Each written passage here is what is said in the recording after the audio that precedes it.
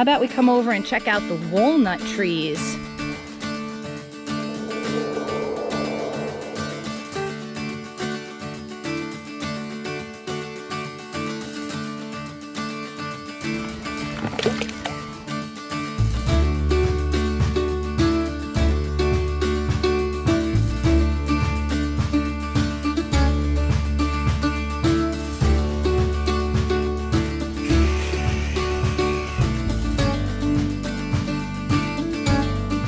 Kathy. I'm Rich. And we are going to give you a little bit of a homestead update today.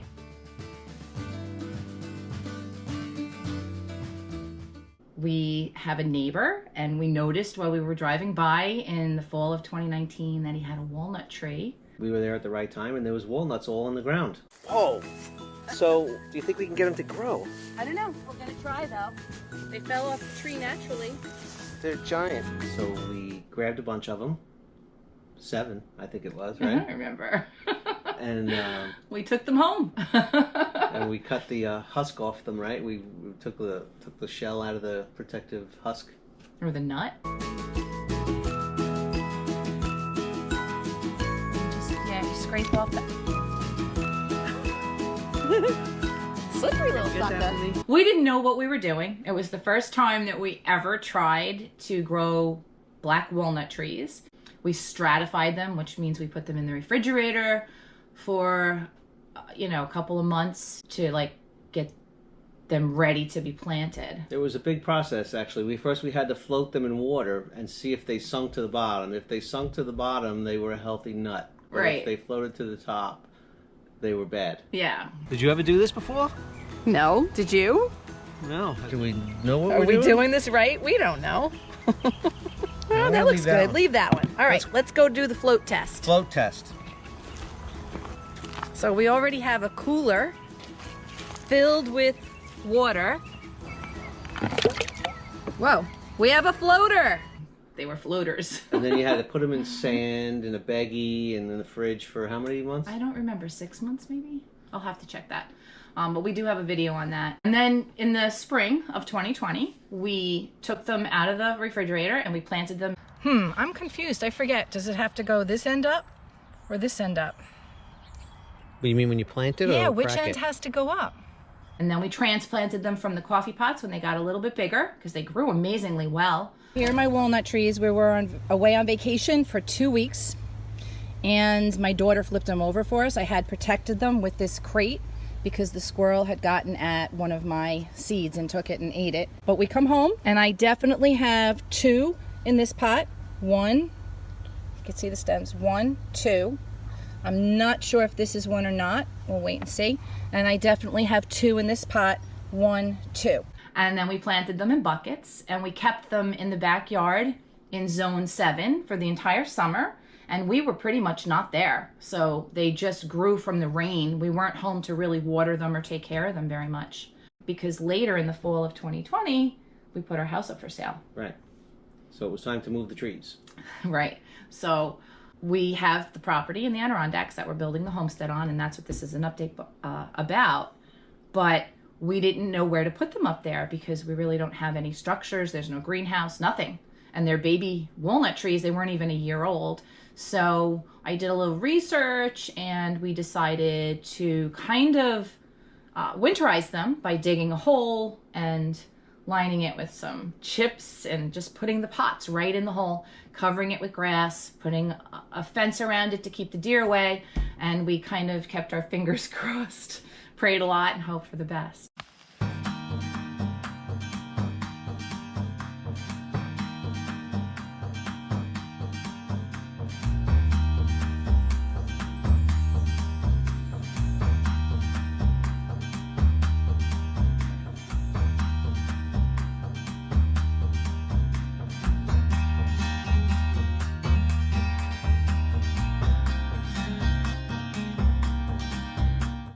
So we finally were up there last weekend. Lo and behold, they made it through the winter. It's finally beautiful out. It's 70 degrees today.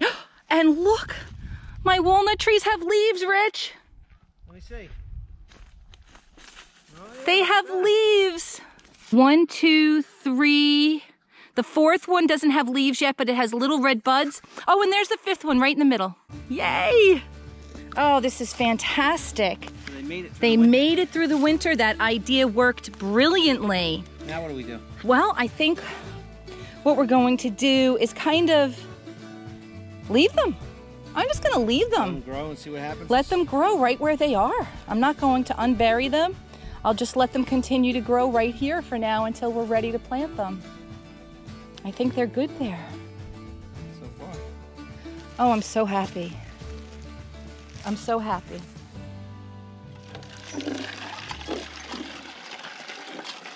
See, it's coming clearer and clearer every time. It's nice. The water looks great. Yeah, it's getting better, definitely.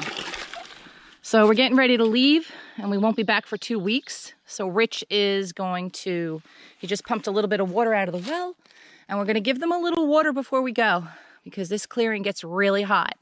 I decided to keep the mulch in there, the leaves, because maybe they'll keep some shade on them and keep them a little more moist down there. Absolutely will. Oh my God, the bugs. Yeah, the bugs are back. All right, I'm gonna just give this a little sort of a peep-hole. So we're really excited about that. In the future, we want to plant them. So we'll talk about that in a second, because we have a lot of things that we've already got scheduled coming up. We sent away for the plans. So they finalized the plans and we're waiting on the plans. Stay tuned for that. We have the preliminary blueprints that we got out to some contractors to get some estimates on what the shell might cost to build. So we're waiting on that. And we're ready to place that steel order for all the ribs of the structure. And it's almost $3,000 more than we were originally quoted, because steel prices went up too. Yeah, everything is going up. So it's a little scary. We have a guy coming with an excavator to do the final grade on the property and moving the dirt to save to put on top of the house. So they're lowering the grade level maybe by a foot. We'll see how that works.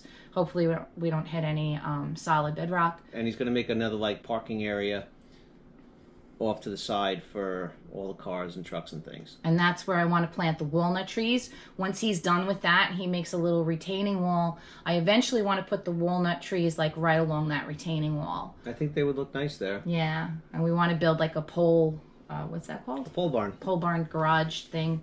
Not enclosed, just a cover, right? Right, just something to park under. Yeah. We ordered a shed. As you know, there's no surprise. Prices of lumber are just ridiculous. We found a guy on Facebook, and we ordered a shed. He mills his own lumber, or he has access to somebody with a mill or whatever, and it was reasonable. So it's like a post and beam type of a shed, right? It's Sort of? it's not using plywood or Right. T111 or anything. It's just all planked with 1-inch boards. So Sturdy. that's fine. It looks super strong. Nice little metal roof. Yeah. So we talked to the well guy. We're going to get the deep submersible pump for the whole house. We're going to get the little bladder, and we're going to maybe get a generator to run it in the meantime. Temporarily, yeah. So we're going to put the shed near the well so that we can pump the water and have all the water that we may need while the cement hardens on the house.